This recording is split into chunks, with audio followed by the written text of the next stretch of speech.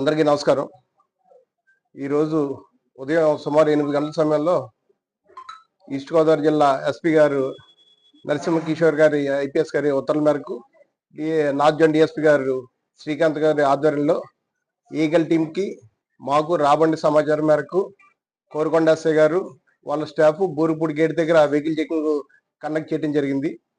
అదే సమయంలో తమిళనాడు నుంచి ఒక వెహికల్ వస్తా పోలీస్ వారిని చూసి పారిపోవడానికి ప్రయత్నిస్తే వాళ్ళని ఆపి వాళ్ళని విచారిస్తే వాళ్ళ దగ్గర 10 బ్యాగుల్లో గంజాయి ఉన్నట్టు తెలిసింది. వెంటనే డిప్యూటీ తహసీల్దార్ గారిని వాళ్ళ రెవెన్యూ వాళ్ళని పిలిచి వాళ్ళ సమక్షంలో ఆ గంజాయి అంతా కూడా మెజర్ చేసి సుమారు 408 కేజీలు గంజాయి ఉన్నట్టు కనుగొనడం జరిగింది.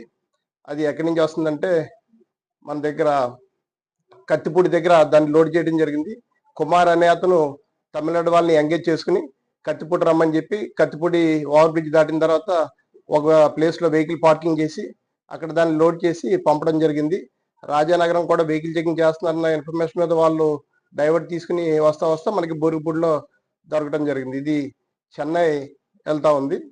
దీని మీద 10 మందిని ఆ 10 బ్యాగ్స్ గంజాని 408 కేజీలు సీజ్ చేసి 2 వ్యక్తుల్ని అదుపులో తీసుకుని కేసు రిజిస్టర్ చేయడం జరిగింది. దీంట్లో కుమార్ అనే వ్యక్తి అరెస్ట్ కావాల్సి ఉంది. అతను కూడా అరెస్ట్ చేసిన తర్వాత మిగతా వివరాలు ఎక్కడికి వెళ్తున్నాయి ఆ వివరాలన్నీ కూడా తెలియజేస్తాం. అండి సుమారు 10 బ్యాగుల వాల్యూ 22 లక్షలు. ఆ ముద్దాయిల పేర్లండి ఆండి సెల్వం, ఇతని మీద ఒక కేసు ఉందండి. తమిళనాడు స్టేట్ లోనే ఒక కేసు ఉంది. ఇంకో అతను నాగేంద్రన్. మనకి కీ అక్యూజ్డ్ కుమార్ ఇన్ఫర్మేషన్ మీద వాళ్ళు తమిళనాడు నుంచి ఇక్కడికి రావడం జరిగింది. ఇక్కడ నుంచి తీసుకెళ్తా ఉండగా మనం పట్టుకోవడం జరిగింది.